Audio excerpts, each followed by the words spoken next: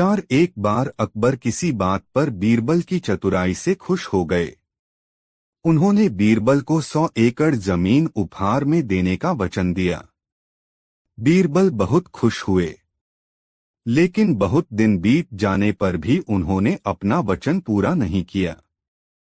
बीरबल कई अवसरों पर अकबर को इस बात की याद दिलाते रहे, लेकिन बादशाह हर बार उनकी बात सुनी अनसुनी कर देते या गर्दन घुमाकर दूसरी ओर देखने लगते। बीरबल समझ गए कि शहंशाह अपना वादा पूरा नहीं करना चाहते, मगर वे भी हार मानने वाले नहीं थे। वे किसी अच्छे अवसर का इंतजार करने लगे। एक शाम अकबर और बीरबल घूमने निकले। सामने से एक ऊंट आ रहा था। ऊंट को देखकर अकबर ने पूछा, बीरबल, इस ऊंट की गर्दन टेढ़ी क्यों है? बीरबल ने तुरंत इस अवसर को ताड़ लिया कि 100 एकड़ जमीन की बात उठाने का इससे अच्छा अवसर नहीं मिलेगा। वे बोले, जहांपनाह, शायद यह ऊंट किसी को वचन देकर भूल गया है। धार्मिक पुस्तकों में लिखा है कि जो अपना वचन तोड़ता है उनकी गर्दन टेढ़ी हो जाती है। शायद इसी कारण ऊंट की गर्दन टेढ़ी हो गई है। अकबर को भी बीरबल को दिया अपना वचन याद आ गया। तुंगरत महल वापस पहुंचकर उन्होंने बीरबल को उसके इनाम की जमीन दे दी। 1 लोहार दरबार में बख्तर बनाकर लाया। बादशाह ने पूछा, यह बख्तर कैसा है? मजबूत है, जहांपनाह, लोहार ने निवेदन किया। यह तुम्ही ने बनाया है? जी हाँ, हम इसकी मजबूती देखना चाहते हैं। अगर यह मजबूत हुआ तो तुम्हें इनाम देंगे, कमजोर हुआ तो दूसरा बनाकर लाना होगा। ऐसा कहकर बादशाह ने वह बख्तर एक पुतले को पहना दिया और तलवार हाथ में लेकर ऐसा वार किया कि बख्तर कट गया। बादशाह बोले, यह तो बड़ा कमजोर है, एक ही वार में कट गया। दूसरा बनाकर लाओ। लोहार चला गया और वह दूसरा बख्तर बनाकर ले आया। बेचारे ने पूरी मेहनत से 7 दिनों में वह बख्तर तैयार किया था। बादशाह के पास लाया तो बादशाह ने उसे भी पुतले को पहनवाया और अपने एक सिपाही से कहा कि पूरी ताकत से वार करो। वह सिपाही भी ताकतवर था। एक ही भरपूर वार में उसने तलवार से वह बख्तर भी काट दिया। लोहार घबरा गया। वह और मजबूत बख्तर नहीं बना सकता था। उसकी मेहनत, पैसा और समय बर्बाद हो गया। बादशाह बोला, बार बार कमजोर और घटिया बख्तर उठा लाते हो, जाओ मजबूत बनाकर लाओ। फिर ऐसा ही लाए तो इनाम तो क्या, सजा मिलेगी। अब तुम जा सकते हो। घबराया हुआ लोहार सीधा बीरबल से मिला और अपनी दर्दभरी कहानी सुना दी। वह बीरबल से बोला, राजा जी, मेरा पैसा, वक्त और मेहनत 2 बार बेकार जा चुकी है। गरीब आदमी हूँ, अब तो सजा भी मिलने की बात आ गई है, जबकि इससे मजबूत बख्तर बन नहीं सकता। पता नहीं कैसे कट जाता है। लड़ाई तक में मेरे बनाए गए बख्तर कारगर साबित हुए हैं। बीरबल जानते थे कि लड़ाई में इस तरह आराम से अपना बख्तर कोई सैनिक नहीं कटवाता जैसे बुत कटवा लेता है, क्योंकि बुत बचाव नहीं कर सकता। बुत पर वार करने वाले को डर नहीं होता है, इसलिए बुत को पहनाया गया बख्तर काटा जा सकता है, भले ही वह मजबूत हो। बीरबल ने लोहार को समझाया, तुम खुद उसे पहनना और जब कोई वार करे तो तुम भी चीख मारकर झपटना। वार करने वाला झिझक जाएगा, वार कमजोर हो जाएगा और बख्तर नहीं कटेगा। लोहार सारी बात समझ गया। उसने ऐसा ही किया। वह बख्तर बनाकर ले गया। उसने बीरबल द्वारा बताई गई तरकीब काम में ली। इस बार बख्तर नहीं कटा। बादशाह ने बख्तर स्वीकार कर दिया और फिर उसे इनाम देते हुए पूछा, यह तरकीब किसने बताई है? उसने बीरबल का नाम बता दिया। बादशाह खुश हो गया। सचमुच बीरबल उनका अनमोल रत्न था। एक बार अकबर किसी बात पर बीरबल की चतुराई से खुश हो गए। उन्होंने बीरबल को 100 एकड़ जमीन उपहार में देने का वचन दिया। बीरबल बहुत खुश हुए, लेकिन बहुत दिन बीत जाने पर भी उन्होंने अपना वचन पूरा नहीं किया। बीरबल कई अवसरों पर अकबर को इस बात की याद दिलाते रहे, लेकिन बादशाह हर बार उनकी बात सुनी अनसुनी कर देते या गर्दन घुमाकर दूसरी ओर देखने लगते। बीरबल समझ गए कि शहंशाह अपना वादा पूरा नहीं करना चाहते, मगर वे भी हार मानने वाले नहीं थे। वे किसी अच्छे अवसर का इंतजार करने लगे। एक शाम अकबर और बीरबल घूमने निकले। सामने से एक ऊंट आ रहा था। ऊंट को देखकर अकबर ने पूछा, बीरबल, इस ऊंट की गर्दन टेढ़ी क्यों है? बीरबल ने तुरंत इस अवसर को ताड़ लिया कि 100 एकड़ जमीन की बात उठाने का इससे अच्छा अवसर नहीं मिलेगा। वे बोले, जहांपनाह, शायद यह ऊंट किसी को वचन देकर भूल गया है। धार्मिक पुस्तकों में लिखा है कि जो अपना वचन तोड़ता है उनकी गर्दन टेढ़ी हो जाती है। शायद इसी कारण ऊंट की गर्दन टेढ़ी हो गई है। अकबर को भी बीरबल को दिया अपना वचन याद आ गया। तुगलक महल वापस पहुंचकर उन्होंने बीरबल को उसके इनाम की जमीन दे दी।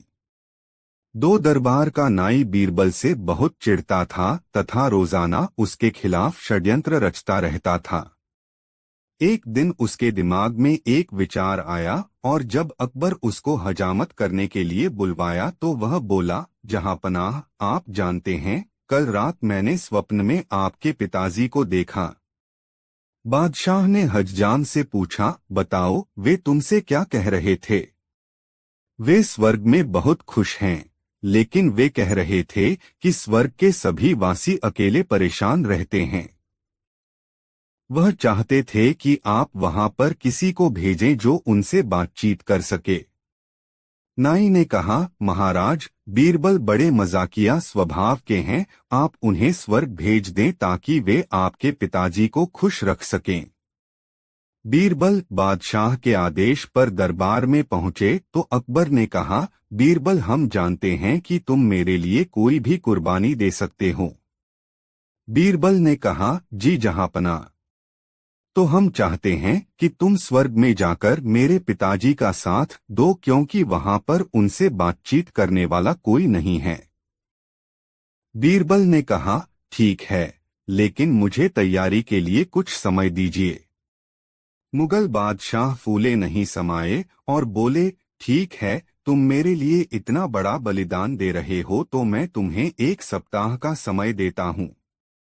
बीरबल घर पहुंचा और एक गहरा गड्ढा खोदा जो उसकी कब्र का कार्य करता, लेकिन साथ ही साथ उसके नीचे एक सुरंग खोदी जो उसके घर के अंदर खुलती थी। 1 सप्ताह बाद बीरबल दरबार में पहुंचे।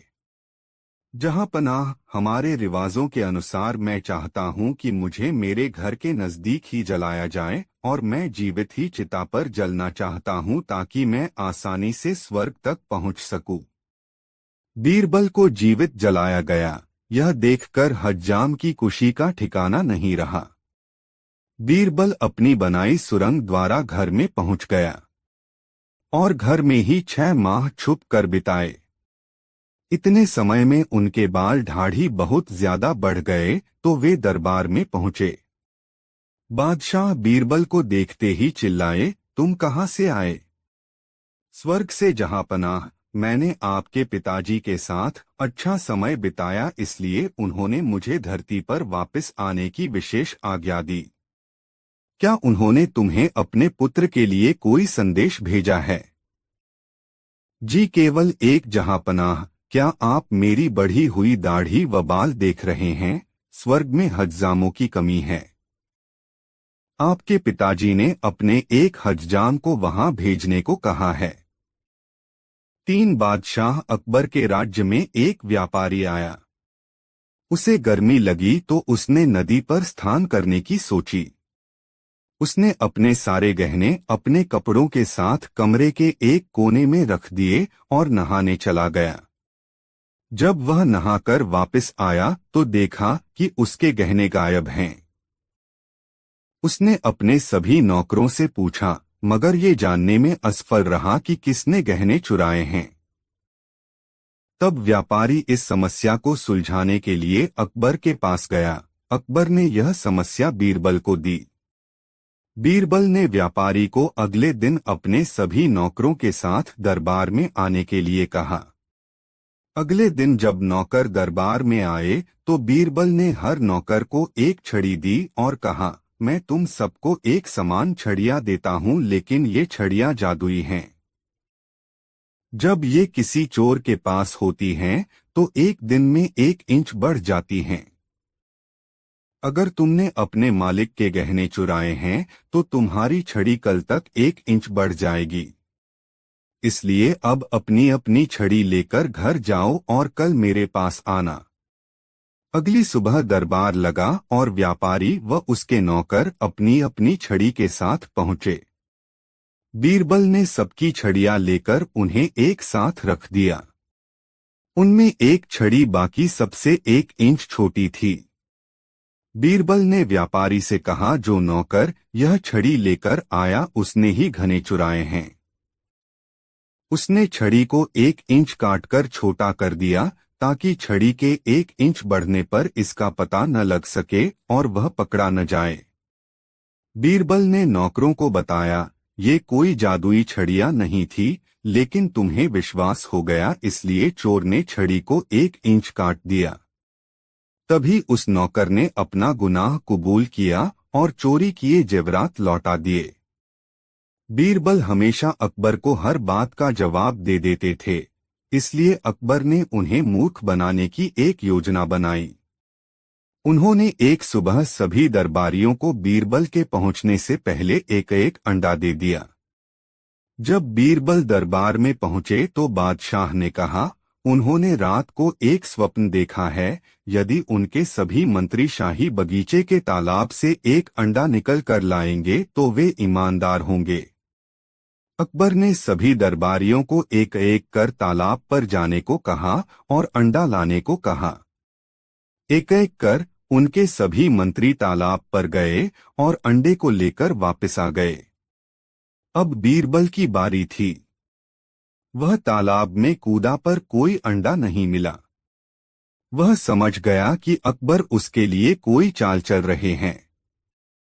बीरबल दरबार में मुर्गे की आवाज निकालते हुए दाखिल हुए। बादशाह ने उन्हें चुप होने को कहा और अंडा दिखाने को कहा। बीरबल मुस्कुराए और बोले, केवल मुर्गी ही अंडे देती है और मैं तो मुर्गा हूं, इसलिए अंडा नहीं दे सकता। हर कोई हंसने लगा और बादशाह को एहसास हो गया कि बीरबल को आसानी से मूर्ख नहीं बनाया जा सकता। एक बार बादशाह अकबर ने मध्य प्रदेश के एक गांव में अपना दरबार लगाया। उसी गांव में एक युवा किसान महेश दास भी रहता था। महेश ने बादशाह अकबर की घोषणा सुनी कि उस कलाकार को बादशाह 1000 स्वर्ण मुद्राएं देंगे जो उनकी जीवंत तस्वीर बनाएगा। निश्चित दिन पर बादशाह के दरबार में कलाकारों की भीड़ लग गई। हर कोई दरबार में यह जानने को उत्सुक था कि 1000 स्वर्ण मोहरों का इनाम किसे मिलता है। अकबर एक ऊंचे आसन पर बैठे और एक के बाद एक कलाकारों की तस्वीर देखते और अपने विचारों के साथ तस्वीरों को एक एक कर मना करते गए और बोले, यह एकदम वैसी नहीं है जैसा मैं अब हूं। जब महेश की बारी आई, जो कि बाद में बीरबल के नाम से प्रसिद्ध हुए, तब तक अकबर परेशान हो चुके थे और बोले, क्या तुम भी बाकी सब की तरह ही मेरी तस्वीर बनाकर लाए हो? लेकिन महेश बिना किसी भय के शांत स्वर में बोला, मेरे बादशाह, अपने आप को इसमें देखिए और स्वयं को संतुष्ट कीजिए। आश्चर्य की बात यह थी कि यह बादशाह की कोई तस्वीर नहीं थी, बल्कि महेश के वस्त्रों से निकला एक दर्पण था। अकबर ने महेश दास का सम्मान किया और उसे 1000 स्वर्ण मोहरें उपहार स्वरूप दीं। बादशाह ने महेश को एक राजकीय मोहर वाली अंगूठी दी और फतेहपुर सीकरी अपनी राजधानी में आने का नियंत्रण दिया। एक बार बीरबल कहीं बाहर गए हुए थे। तब अकबर ने दरबारियों के सामने एक समस्या रखी कि वे आजकल अपने पुत्र सलीम और उसके एक मित्र यूसुफ की दोस्ती के कारण परेशान हैं, क्योंकि सलीम गलत संगत में पड़ रहे हैं। दरबारियों ने कई सलाह दी, जैसे यूसुफ को दूर भेज दें, युवराज सलीम को बताएं कि वे यूसुफ के बारे में क्या सोचते हैं, आदि। सभी को अकबर ने अस्वीकार कर दिया। जब बीरबल लौटे तो अकबर ने वही समस्या उसके सामने रखी। बीरबल, मुझे केवल 2 दिन का वक्त दीजिए जहांपनाह। अगले दिन बीरबल यूसुफ के पास गए और यह देखते हुए कि युवराज सलीम उन्हें देख रहे हैं, यूसुफ के कान में कहा, यूसुफ, हर आम में एक बीज होता है। और फिर बीरबल जोर से बोले, यह बात किसी को मत बताना, और चले गए। तभी सलीम यूसुफ के पास आए और बोले, बीरबल, तुम्हारे कान में क्या कह रहा था? कुछ नहीं, यूसुफ बोला। हाँ, उसने कुछ कहा, मैंने देखा। कुछ बकवास, मैं नहीं समझ पाया। अगर तुम मुझे नहीं बताओगे तो मैं कभी तुमसे बात नहीं करूंगा। अगर तुम जबरदस्ती करते हो तो मैं बताता हूं। वह बोला, हर आम में एक बीज होता है। मैं विश्वास नहीं करता और आज से तुम मेरे मित्र नहीं हो। अगर तुम मुझ पर भरोसा नहीं करते तो मैं भी तुम्हें अपना मित्र नहीं मानता। दोनों दोस्त चले गए और फिर एक दूसरे से कभी बात नहीं की। शिक्षा, लोगों को सच पर विश्वास दिलाना मुश्किल है, जबकि दोस्तों के बीच शक का बीज बोना आसान है। नंगी तलवार ले, मैं नीचे की शाख पर जमकर बैठ गया। मुंह फाड़े दुम ताने शेर आया। उसकी आंखें मशाल की तरह चमक रही थीं। वह पेड़ पर चढ़ने लगा। बादशाह बोले, या खुदा रहम कर। मगर यह मौका रहम का नहीं था। मैंने तलवार घुमाई और टिमटिमाती आंखों से अंदाजे से कई भरपूर वार कर डाले। धम्म से कोई नीचे गिरा। मैं घबरा गया। ऊपर देखा, यकीनन गिरने वाले बादशाह सलामत नहीं थे। फिर वहां शांति छा गई। सवेरे देखा तो शेर 3 टुकड़ों में धरती पर पड़ा था। बीरबल कुछ और कहता, इससे पहले ही बादशाह बोला, उस मौके पर तुम्हारे पास भी तलवार नहीं होती और पेड़ पर चढ़ने से पहले ही शेर मुझ पर हमला कर देता, तब तुम क्या करते? बीरबल गमगीन शब्दों में बोला, मैं क्या करता जहांपनाह। ऐसे मौके पर या तो खुदा ही कुछ करता या फिर वह नामुराद शेर। बीरबल की बात सुनकर सभी हंस पड़े। फुर्सती दरबार खत्म होने का नगाड़ा बज चुका था।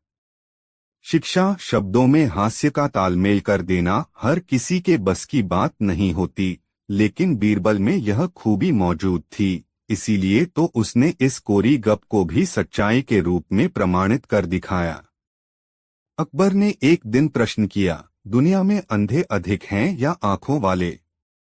अंधे, बीरबल ने उत्तर दिया। क्या बात करते हो? दुनिया में अंधे ज्यादा होते तो कोई भी काम नहीं चलता। चलता रहता है, काम भी चलता रहता है, फिर भी अंधों की संख्या ज्यादा है। सिद्ध करो। बीरबल ने चुनौती स्वीकार कर ली। एक दिन वह सार्वजनिक स्थान पर पुस्तक पढ़ने बैठ गए। उन्होंने अपने पास एक कागज और कलम रख लिया। उनके पास जो भी आता यही पूछता, आप यह क्या कर रहे हो? बीरबल उसी का नाम सूची में लिख लेते। बादशाह भी आए। उन्होंने भी पूछा। बीरबल ने उनका नाम भी अंधों की सूची में लिख दिया। अगले दिन बीरबल ने नामों की वह सूची बादशाह को दी, जिसमें सभी अंधों के नाम लिखे गए थे। अंधों की सूची में अपना नाम देखकर बादशाह ने पूछा, तुमने मेरा नाम भी लिखा है। ऐसा क्यों किया? क्या मैं अंधा हूं? इस पर बीरबल ने उत्तर दिया, यह सूची कल ही बनाई थी जब मैं पुस्तक पढ़ रहा था। फिर कल सभी मिले, आप भी मिले। आपने भी अन्य लोगों की तरह पूछा कि क्या कर रहे हो, जबकि दिखाई दे रहा था कि मैं पुस्तक पढ़ रहा था, बीरबल ने बताया। बादशाह मुस्कुरा दिए। उन्होंने स्वीकार किया, बीरबल, तुमने सिद्ध कर दिया कि अंधे अधिक हैं। जी हाँ, जिनके आंखें नहीं हैं वे तो अंधे होते ही हैं। लेकिन आंखों वालों में भी अधिकांश ऐसे होते हैं जैसे इस सूची में हैं। दो कड़ाके की सर्दी पड़ रही थी। लोग ठंड से ठिठुर रहे थे। आग और ऊनी कपड़े ही सुहाते थे। बादशाह ने बीरबल से पूछा, तुम बता सकते हो जाड़ा कितना है? बीरबल चकरा गया। उन दिनों मीटर आदि तो थे नहीं। आजकल तो मौसम को नापने के यंत्र हैं। बादशाह ने पूछा, जाड़ा कितना है? बीरबल सोच रहे थे कि क्या उत्तर दें। तभी उनकी नजर बाहर ठंड से सिकुड़े उस व्यक्ति पर पड़ी जिसकी मुट्ठियां ठंड के कारण भिंची हुई थीं। बीरबल के दिमाग में तुरंत उत्तर आ गया। वह बोला, हुजूर, जाड़ा 2 मुट्ठी है। बादशाह ने पूछा, कैसे? वो देखिए। बीरबल ने बादशाह को भी वह आदमी दिखा दिया जो मुट्ठी बांधे खड़ा था। बादशाह मुस्करा दिए। बीरबल की चतुराई पर सब प्रसन्न थे।